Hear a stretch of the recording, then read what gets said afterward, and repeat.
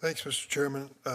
I believe Ms. Einbond raised the Runaway Homeless Youth Trafficking Prevention Act, which I reintroduced with Senator Collins last year, authorizing funding for essential programs and services for runaways and homeless youth and many other important aspects of our conversation. Ms. Einbond, how do you come in contact with homeless youth? What is it, through the courts that you usually find these youth? Thank you for the question, Senator.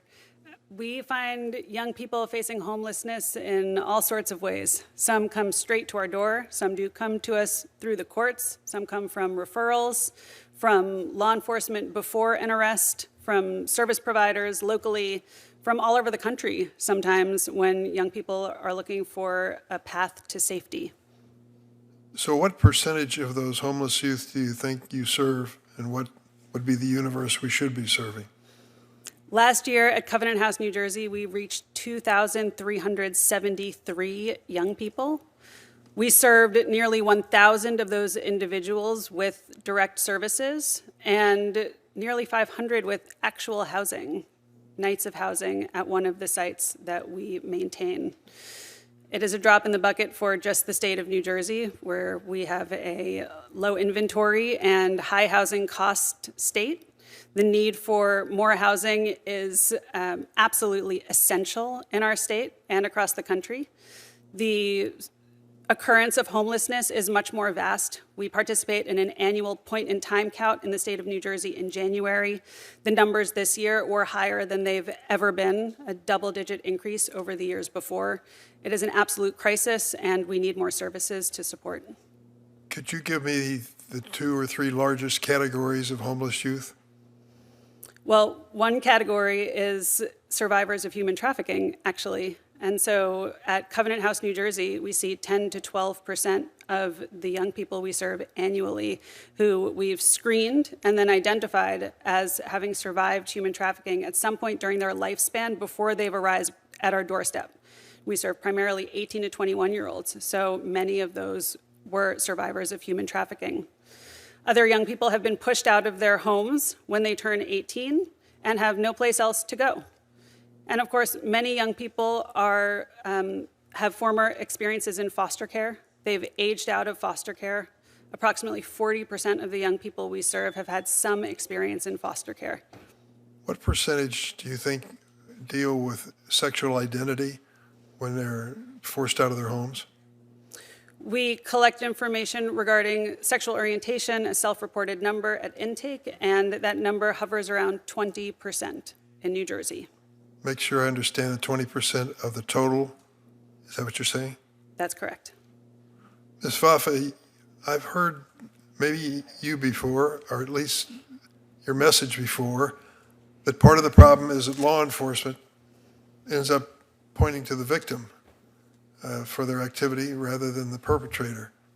Explain that, why we can't get that across to them, that they're clearly pointing in the wrong direction. So the problem is multifaceted. It's often due to the fact that, the stigma associated with, children and young people being involved in the sex trade. Oftentimes there's a lot of confusion on what constitutes sex trafficking. So one of the case scenarios that I shared about the young man, Jason, we would typically describe that scenario as survival sex because there isn't a third-party exploiter. Oftentimes people don't recognize that. Law enforcement doesn't recognize that as a form of sex trafficking, even though under the federal law, the adult men who purchase sex with that child in exchange for anything of value, that would constitute child sex trafficking under the law. And so, in those types of situations, that minor might be prosecuted or charged with some type of crime. We also have situations of what we call adultification bias, right? This is a form of intersectional bias that's often applied to girls of color, particularly Black girls. This has been a documented form of intersectional and implicit bias. Georgetown Law Center on Gender Justice and Opportunity published a report back in 2018 called Girlhood Interrupted, that goes into detail about this phenomenon. But oftentimes what we see is that stereotypes that are attributed to Black women are often projected onto Black girls and other girls of color, whereby they're not seen as child victims, they're not seen as crime victims, and as a result, there have been subsequent studies to show that when they experience not only sexual abuse, but also sexual exploitation and sex trafficking, they are seen as willful agents in that violence. And so they're not seen as traumatized as their other peers. And unfortunately, this leads to much more negative outcomes in the justice system. In fact, the Washington State appellate courts have talked about adultification bias and the impacts of it. So it's a well-documented phenomenon. And so this is something that we do address in many of our trainings. And, it's unfortunate, and it's something that continues to be perpetuated across the country. We've written about it in several of our reports, most recently Criminalized Survivors, today's Abuse to Prison Pipeline, but it continues to be a real problem. And as the country is now talking about accountability and the importance of accountability for sex buyers in particular, we are witnessing these legislative debates in several states where sex buying of minors is still a misdemeanor. So, when you look at the imbalance, it's quite stark. How many states are?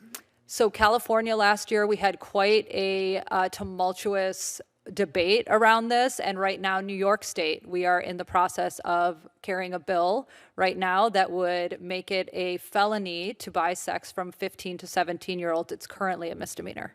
Almost afraid to ask about Illinois. No, Illinois actually is pretty strong on its patronizing laws. Thank you, Mr. Chairman. Senator Klobuchar. Thank you, Mr. Chairman.